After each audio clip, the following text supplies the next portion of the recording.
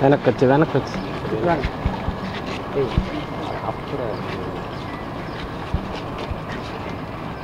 జోహార్ వైఎస్ఆర్, జోహార్ వైఎస్ఆర్, జోహార్ వైఎస్ఆర్.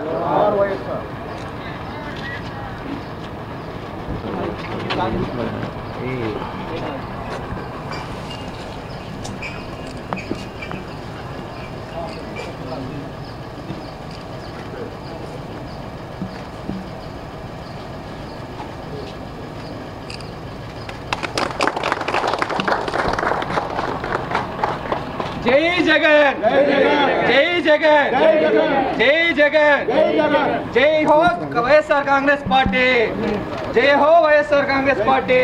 ఈరోజు వైఎస్ఆర్ కాంగ్రెస్ పార్టీ ఆవిర్భావ దినోత్సవం. ఇప్పటికే 14 సంవత్సరాలు పూర్తి చేసుకొని 15వ సంవత్సరంలోకి అడుగిడుతా ఉన్న సందర్భంగా ఈరోజు ప్రతి జిల్లాలోనూ పార్టీ అధ్యక్షులు పతాకావిష్కరణ, వైఎస్ఆర్ కాంగ్రెస్ పార్టీ పతాకావిష్కరణ చేస్తారు. అదేవిధంగా ఎన్నో ఆశలు పెట్టుకొని పెద్ద పెద్ద చదువులకంతా కూడా ఖర్చు లేకుండా ఇంజనీర్లు, డాక్టర్లు, అదేవిధంగా అనేక రకాల ఉన్నత ఉద్యోగాలందరూ కూడా వైఎస్ఆర్ రాజశేఖర రెడ్డి గారు దివంగత ముఖ్యమంత్రి ప్రవేశపెట్టిన ఫీజు రియంబర్స్మెంట్ వల్లే సాధ్యమైంది. మరి ముఖ్యంగా జగన్మోహన్ రెడ్డి గారు వచ్చిన తర్వాత 90% పైన పిల్లలకందరికీ కూడా వర్తింపజేశారు.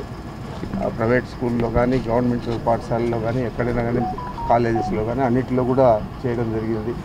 మరి ఈరోజు ఎన్నో హామీలు ఇచ్చారు చంద్రబాబు నాయుడు.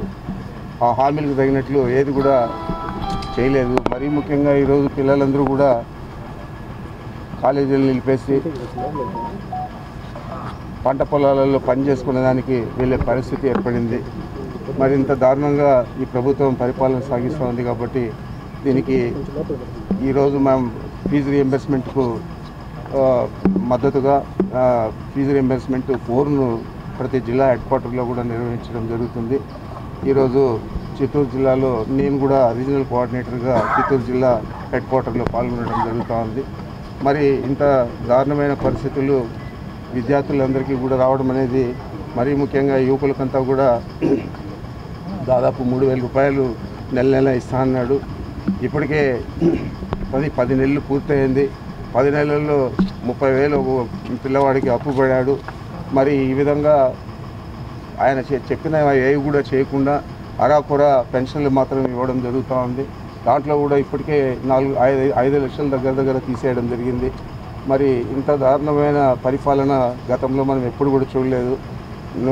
100 అబద్ధాలు చెప్పి కనీసం ఒక అబద్ధాన్ని కూడా నిజం చేసే పరిస్థితి ఈ ప్రభుత్వానికి, మరీ ముఖ్యంగా చంద్రబాబు నాయుడుకి లేదనే దానికి మనం అందరూ కూడా ఈ చూస్తూ ఉన్నాం. పరిస్థితులన్నీ కూడా వ్యాపారస్తులు కానీ, గ్రామాలలో మహిళలు కానీ అందరూ కూడా ఈరోజు చాలా ఇబ్బందులకు గురయ్యారు.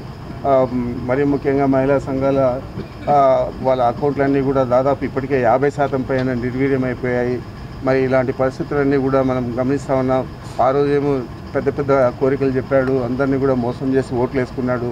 మరి ఈరోజు కేవలం ప్రభుత్వం ఒక కక్ష సాధింపు కోసం పనిచేస్తూ ఉంది తప్ప మనం సమర్థవంతమైన పాలన ఇవ్వాల అనే ఆలోచన చేయకుండా చంద్రబాబు నాయుడు చేస్తూ ఉన్నాడు. దీని పర్యవసానం రాబోయే 5 సంవత్సరాల్లో కూడా మనం చవి చూడాల్సి వస్తుంది. మరి ఇంకా 4 సంవత్సరాలు ఈ పరిపాలన కొనసాగుతుంది.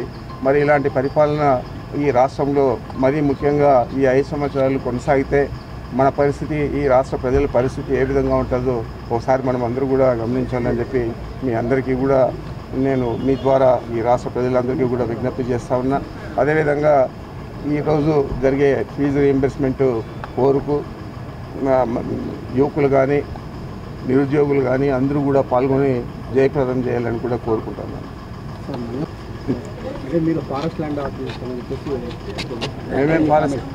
మంగళంపేట మేము అది ఇప్పుడైనా కానీ సిద్ధంగా ఉన్నాము. జాయింట్ ఇన్స్పెక్షన్కి వస్తే జాయింట్ సర్వే చేస్తే అది నిజమో అబద్ధమో తేలుతుంది. అదే పనిగా పని కట్టుకొని ఈనాడు పత్రిక అన్ని అబద్ధాలన్నీ రాస్తూ ఉంది. మరి దానికి జవాబు చెప్పుకునే పరిస్థితి రోజు మేము మీడియా ముందు వచ్చి చెప్పుకునే పరిస్థితి లేదు. కాబట్టి నిజానిజాలన్నీ కూడా కోర్టు ద్వారానే